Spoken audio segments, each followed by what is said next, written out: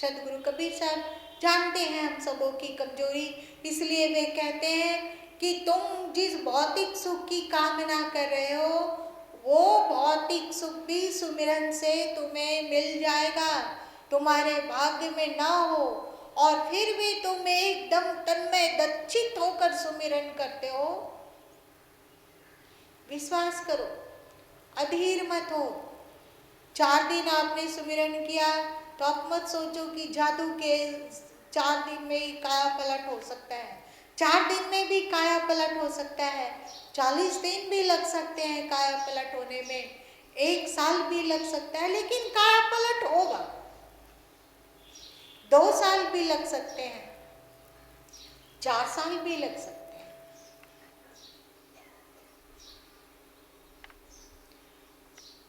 जो संन्यास लेते समय आलोचक थे उन्हें प्रशंसक बनने में 10 साल लगे होंगे, 15 साल भी लग सकते हैं,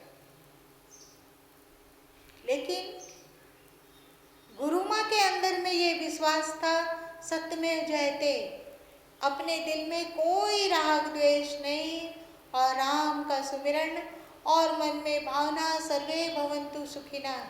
क्योंकि जो द्वेष कर रहा है, जो दुश्मनी कर रहा है, वो ताप से जल रहा है, हमेशा नए नए तरीके सोचता है दुश्मनी करने का, उसको कितना परिश्रम पड़ता होगा।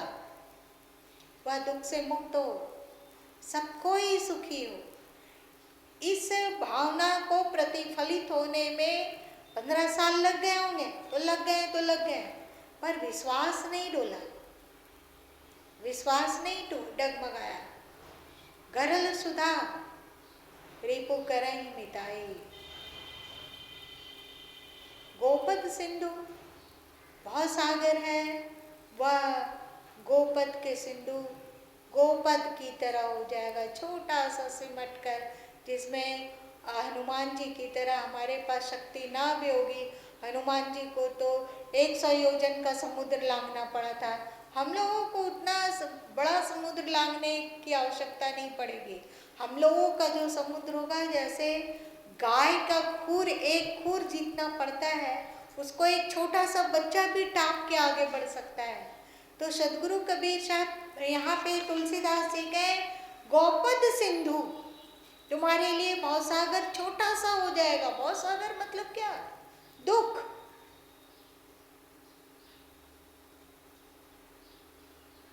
और वहां सदगुरु कबीर साहब ने कहा सुमिरन से सुख उपजे, सुमिरन से दुख जाए। सुमिरन से सुख उपजता है और सुमिरन से दुख जाता है, परंतु जैसा तुम्हारा कर्म, जैसा तुम्हारा स्मरण, वैसा तुम्हारा फल। सरकार एक दृष्टांत दिया करते थे कि एक बूढ़ी माई थी, वह हींग खरीदने बाजार में गई और उसने कहा कि एक पुड़िया हींग दे दो। दुकानदार ने कहा कि पैसे दो, तो माई ने अपने हाथ को रगड़ा। गर्मी का दिन था, शरीर में पसीना था, तो लंबे लंबे पिल्लू की तरह मैल उतर आए। बुढ़िया माई उस पिल्लू की तरह मैल को एक पुड़िया में लपेटी और उसकी ओर बढ़ाई, कही कि ये लो कीमत, ये पैसे हैं। कहा जाता है कि धन क्या है? हाथ का मैल है। सभी ऋषि मुनि से भी पूछ लो, शास्त्रों में भी पढ़ लो, धन को हाथ का मैल कहा जाता है। और मैं अपने हाथ का ढेर सारा मैल दे रही हूँ, ये लो तुम धन और हमें हींग दो। कहते हैं कि और दुकानदार खुश मिजाज था, मजाकिया था, और जैसे कुछ ऐसा जवाब देने में समर्थ था, वह गया और एक पुड़िया बांध के ले आया और दे दिया। पुड़िया जब खोली तो उसमें देखी कि नाखून उसने दुकानदार अपने नाखून काट कर पुड़िया में बांध कर दे दिया था। तो बुढ़िया बोली कि ये कैसा चीज दे रहे हो, मैंने हींग मांगा। तो दुकानदार ने कहा जैसे तेरी फाफड़ खोदो तैसी हींग हमारी है। तुम आप सुमिरन करते नहीं, सुमिरन में डूबते नहीं, चलते जब जागो तब नाम जप, सोवत नाम समार, उठत बैठत आत्मा, चालत नाम चितार। ये तुम्हारे में रहता नहीं और कहते हो कि क्या करें, कुछ जीवन में चमत्कार घटित नहीं हो रहा है, कुछ जीवन में चमत्कार घटित नहीं हो रहा है। एक बात तुम देखोगे कि जब व्यक्ति पहली बार गुरु से जुड़ता है, शुरू में दीक्षा लेता है,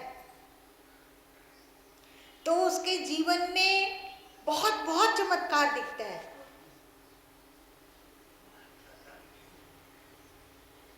लेकिन वही शिष्य जब पुराना हो जाता है तो चमत्कार में कमी दिखती है। प्रारंभ में जो चमत्कार दिखता था, जो चाहा हो गया, चाह कि हमारी आर्थिक स्थिति सुधर जाए, सुधर गई, चाह हमारे साथ ये हो जाए, हो गया। लेकिन फिर वही शिष्य बाद में चाहता है तो उसका कुछ भी पूरा नहीं होता दिखता, कोई चमत्कार घटित होती हुई नहीं दिखती। कारण क्या है? दोष कहाँ है? हमें ही दोष की तुम्हें ही आया ना, दुई में दोष का ही भगवाना। दोष किसमें? ईश्वर गुरु में या शिष्य मनुष्य में? किसमें दोष? कारण है जब वह व्यक्ति शुरू जुटता है, एकदम नया जुटता है, तो उसके हृदय में श्रद्धा और भक्ति हिलोरे लेती है। गुरु जो भी उपदेश करते हैं उसको जोर से पकड़ता है। उनकी याद, उनका ध्यान हमेशा बना हुआ रहता है। तुम लोगों के साथ भी ऐसा हुआ है? तो वो श्रद्धा, वो भक्ति, वो विश्वास शिष्यों के जीवन में चमत्कार घटित करते रहता है। वही शिष्य जब पुराना हो जाता है तो कुछ शिकायतें भी आ सकती है, और वो जो शुरू वाला प्यार था गुरु और शिष्य में, गुरु की तरफ से अभी भी है, ईश्वर की तरफ से अभी भी है, पर शिष्य में कमी आई। अब वो ताजा वाला प्रेम और भक्ति और समर्पण और विश्वास अब नहीं रहा। इसलिए वो जोर से पुकारता है, किसी इच्छा के लिए चिल्लाता है, तो इच्छा पूरी होती हुई दिखती नहीं है। इसलिए कह दिया मैंने कि जैसे तेरी फाफड़ खोदो तैसे ही हमारी है। जैसी दृष्टि वैसी सृष्टि, जैसा ख्याल वैसा हाल। 3 मार्ग बताया हमने, ज्ञान का मार्ग, समर्पण का मार्ग और विश्वास का मार्ग। विश्वास में राम नाम का अवलंब, विश्वास पूर्वक राम नाम के अवलंब को पकड़ो, ध्यान करो, सुमिरन करो, सतगुरु को याद रखो, परमात्मा के स्मरण में भी कभी कभी डूबो। ऐसा करने से सुमिरन से सुख उपजे, सुमिरन से दुख जाए, और अमर सुख के लिए कहते हैं, कहें कबीर सुमिरन किए साईं माई समाए। सुमिरन करने से अमर धाम में जाकर समाहित हो जाएंगे, अमर परमात्मा में जाकर समाहित हो जाएंगे, अथवा अपनी ही अमर आत्मा में जाकर समाहित होंगे।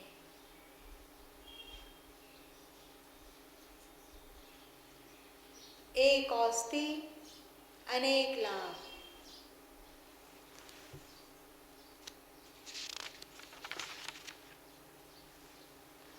सदगुरु कबीर साहब एक पद में कहते हैं, भजन में होत आनंद आनंद आनंद, बरसत विशद अमीरस बादल, भीजत है कोई संत। भजन में होत आनंद आनंद आनंद। हम लोगों के लिए अच्छा है अगर हम ज्ञान मार्ग में नहीं चल पाते हों, यदि हम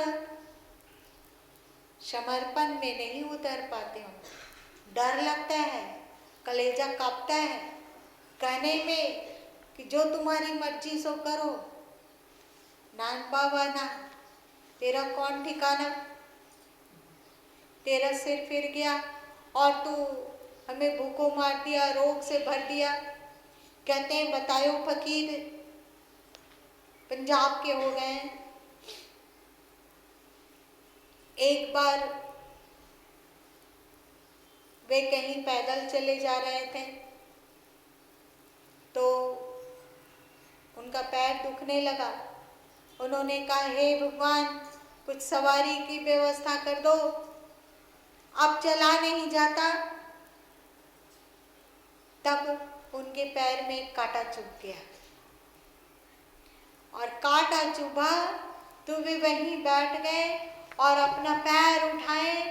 पहले तो पैर उठा के चारों तरफ घूमे और चिल्लाए, हे भगवान, हे राम, तूने ये क्या किया रे, ये क्या किया रे, कोई दौड़ो, कोई भागो, कोई आओ, बचाओ रे बचाओ। बहुत सारे आसपास वाले लोग दौड़ दौड़ के आए, बोले क्या हुआ क्या हुआ। उसने कहा, देखो उसने मेरे पैर में कांटा चुभा दिया। तो जो दूसरे लोग थे वे कांटा पकड़कर खींच कर निकाल दिए और कहे इसमें चिल्लाने की क्या बात है। तो बतायो फकीर ने कहा, तुम उसके स्वभाव को नहीं जानते। आज कांटा चुभाया है, यदि हम इसको सह लिए तो कल त्रिशूल गोपेगा। इसीलिए कांटा में ही इतना चिल्ला दिए कि उसे त्रिशूल गोपने में सोचना पड़ेगा। इस तरह कहने का तात्पर्य हम लोग समर्पण नहीं कर सकते, डर लगता है। फिर वे कांटा निकल गया और आगे बढ़े। कहें देखो अब की तुमको एकदम अच्छा से कहते हैं कि कुछ व्यवस्था करो सवारी का। मुस्लिम राज्य था उस समय। एक मुस्लिम धोबी गधे पर कपड़े लाद के ले जा रहा था। एकाएक मुस्लिम उस गधे का पैर एक गड्ढे में गिर गया और उसका पैर मुड़ जाने के कारण मुरक गया, मोच आ गया। गधा चल नहीं पा रहा था। मुस्लिम धोबी सोच रहा था कोई व्यक्ति मिले जिसको गधा उठाने का हो। बतायो फकीर हटे कट्टे थे। धोबी उसको पकड़ा और कहा, पकड़ो तुम, एक तरफ गधा उठाओ और एक तरफ मैं उठाता हूं। मुस्लिम कुछ बोलने की हिम्मत नहीं, वो सिर के तरफ उठाना चाहा। बतायो फकीर, तो मुस्लिम उसको झड़क दिया, कहा तुम पूंछ की तरफ उठाओ। मैं सिर गर्दन को, गधे के गर्दन को मैं अपने गर्दन में रखता हूँ, तुम पीछे के हिस्सा को अपने गर्दन में रखो। मतलब सारा बोझ बतायो फकीर पर। बतायो फकीर आगे चल भी रहा था और भुनभुना भी रहा था कि लगता है आजकल ऊंचा सुनने लग गया है। बोलता हूँ मैं कुछ और वो सुनता कुछ और है। मैंने कहा सवारी की व्यवस्था करो, उसने हमें ही सवार बना दिया। ओ कहने का तात्पर्य इतना विश्वास उसे कि जो भी कर रहे हैं वे ईश्वर कर रहे हैं और ईश्वर को वो जो बोलेंगे सो वे सुनेंगे। तभी तो वो कहता है कि मैं बोलता हूँ, सुनता है वो सब कुछ पर समझता थोड़ा कम है।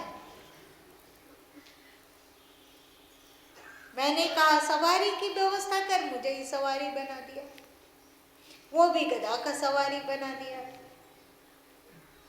इतना विश्वास, निश्चल विश्वास, प्रेम का आदान प्रदान, एक रस जैसे लागे और के तैसे निभे चोर।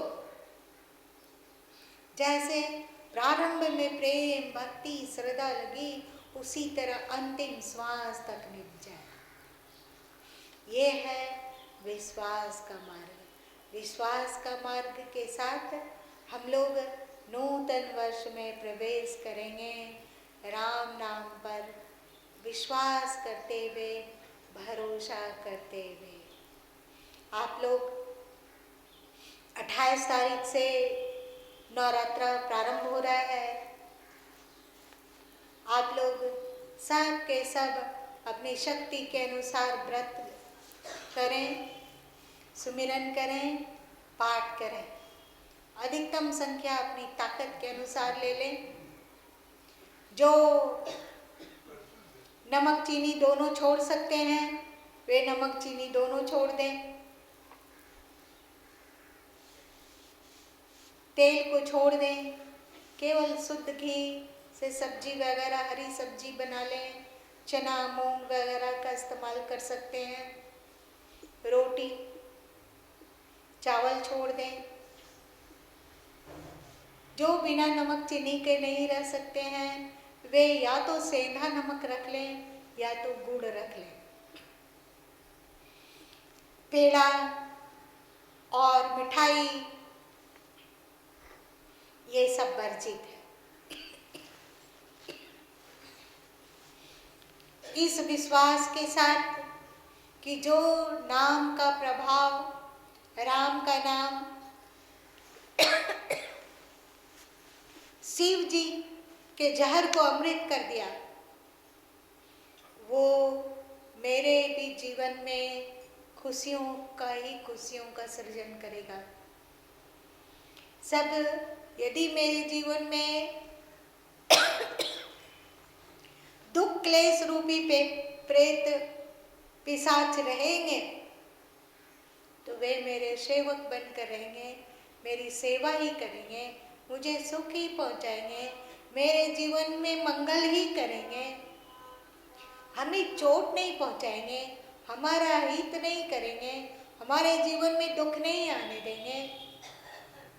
ये सब के सब हमारे सुख के सहायक होंगे, ऐसा विश्वास हो। हम सभी भौतिक सुखों में भी परिपूर्ण हो, ऐन्द्रिक सुखों में भी परिपूर्ण हो,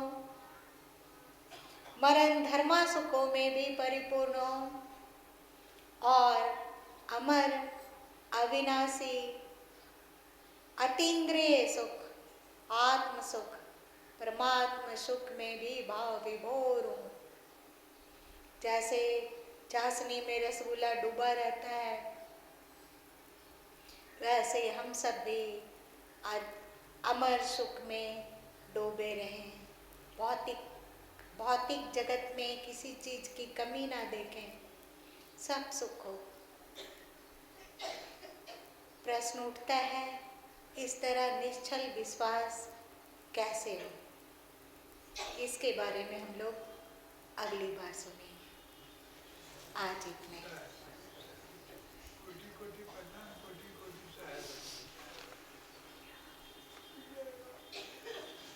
श्री राम राम राम श्री राम कहो, श्री राम कहो, श्री राम राम राम श्री राम कहो, श्री राम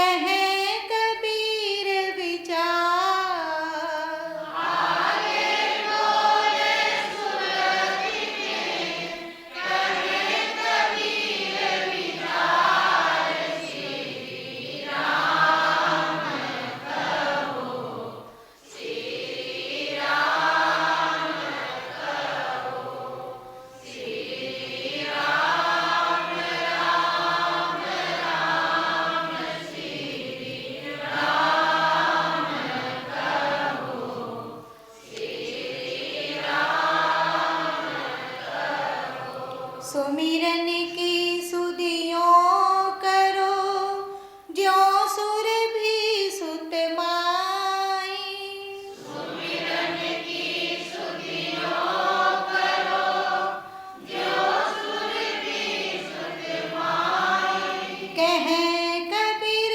चारा चरत, बिसरत कबहु नाही, कहे कबीर चारा चरत, बिसरत कबहु नाही, श्री राम कहो, श्री राम कहो, श्री राम राम राम, श्री राम कहो, श्री राम कहो। सुमिरन से सुख उपजे, सुमिरन से दुख जाए, सुमिरन से सुख उपजे, सुमिरन से दुख जाए, कहे कबीर सुमिरन किए, साईं माही समाए, कहे कबीर सुमिरन किए, साईं माही समाए, श्री राम कहो, श्री राम कहो, श्री राम राम राम, श्री राम कहो, श्री राम कहो। सुमिरन मार्ग सहज का, सतगुरु दिया बताए, सुमिरन मार्ग सहज का, सतगुरु दिया बताए, श्वास ही श्वास सुमीरता, एक दिन मिल सिया, श्वास ही श्वास सुमीरता, एक दिन मिल सिया, श्री राम कहो, श्री राम कहो, श्री राम राम राम, श्री राम कहो, श्री राम कहो। श्री राम राम राम, श्री राम कहो, श्री राम कहो। प्रेम से बोली श्री सद्गुरु कबीर साहब की जय, भक्त वत्सल भगवान नारायण की जय, ज्ञानदाता सरकार